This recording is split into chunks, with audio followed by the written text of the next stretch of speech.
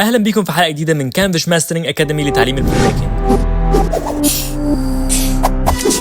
يلا بينا نبدا. اول ما تفتح ادوبي بريمير برو هتلاقي الصفحه ديت، هتروح على نيو بروجكت وتدوس على نيو بروجكت، هتلاقي الصفحه دي طلعت، هتختار النيم بتاع البروجكت بتاعك. انا هسميه بروجكت 1. بعد كده هدوس على براوز علشان اختار المكان اللي انا عايز البروجكت بتاعي يتسيف فيه. هروح كانفاس ماسترنج اكاديمي وادوس سيلكت فولدر، ده الفولدر اللي انا عايز يتسيف فيه. هروح وادوس على اوكي. كده انا عملت بروجكت جديد. بعد كده هروح واجيب واحد من الشطات اللي موجوده في الافلام بتاعتي علشان استخدمها واحطها في المربع ده. كده انا حطيتها في البروجكت لكن انا لسه ما عملتش سيكونس. هدوس كليك يمين واروح للنيو سيكونس فروم كليب. كده هو هيعمل سيكونس من الكليب اللي انا حطيته، وهتلاقي الشوت محطوط كده، وهتلاقي شوت كمان طلع لك في الشاشه اللي فوق. هعمل سيلكت للشوت بتاعي وبعد كده هروح لمكان اسمه الافكت كنترولز. في الافكت كنترولز انت ممكن تغير حاجات كتيره جدا في الشوت بتاعك، منها الموشن. لو حركت اول رقم في البوزيشن هتلاقي الشوت منك بيروح ليمين وشمال على حسب انت هتعلي رقم ولا تقلله. الرقم التاني لو عليته او نزلته هتلاقي برضو الشوت بيطلع فوق او تحت. لو بعد ما حركت الشوت حبيت ارجعه زي ما كان هدوس على العلامه ديت. بعد كده في السكيل وده المساحه بتاع الشوت. لو عليت الرقم هتلاقي اكني بعمل زوم او الشوت اكنه بيكبر، والعكس صحيح. لو لغيت العلامه الصح ديت هتلاقي ان السكيل او المساحه اتقسمت نصين. الرقم الاولاني هو الهايت، لو عليته الهايت يعلى، والرقم الثاني هو العرض، لو عليته العرض يعلى. انا هرجعه زي ما كان. بعد كده عندك روتيشن، لو عليت الرقم هتلاقي ان الشوت بدا يلف، وكمان العكس صحيح، لو خليت الرقم بالسالب الشوت هيلف الناحيه الثانيه. اخر حاجه هي الانكر بوينت. الانكر بوينت اللي هو النقطه اللي في السنتر بالظبط.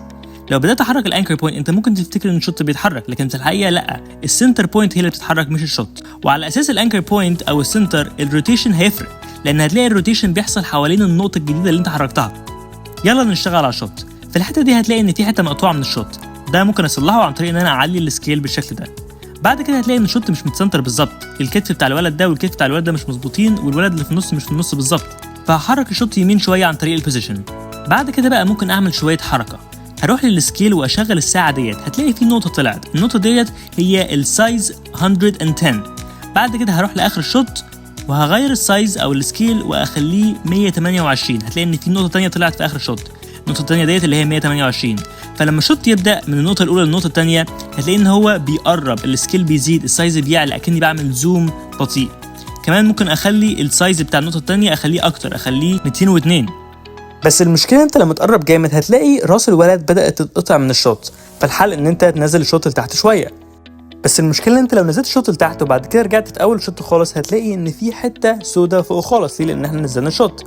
الحل في ده ان احنا نبدا من الاول خالص، ندوس على الساعه بتاعه البوزيشن بحيث ان البوزيشن يبدا بالشكل ده، وبعد كده في الاخر لما احنا نقرب جامد نبدا ننزل الشوت لتحت بحيث ان الشوت يبدا بالبوزيشن عادي خالص، ولما نبدا نقرب الشوت ينزل لتحت بالتدريج.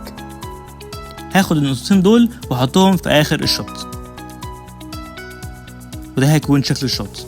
بعد كده كمان ممكن اعمل موشن للروتيشن. هدوس على الساعه بتاعت الروتيشن واروح في اخر الشوت وكمان اغير الروتيشن او الف الشوت بالشكل ده، وكده يكون الشوت بيقرب وفي نفس الوقت بيلف. ده اغلب الحاجات اللي انت ممكن تحتاج تعرفها في الموشن.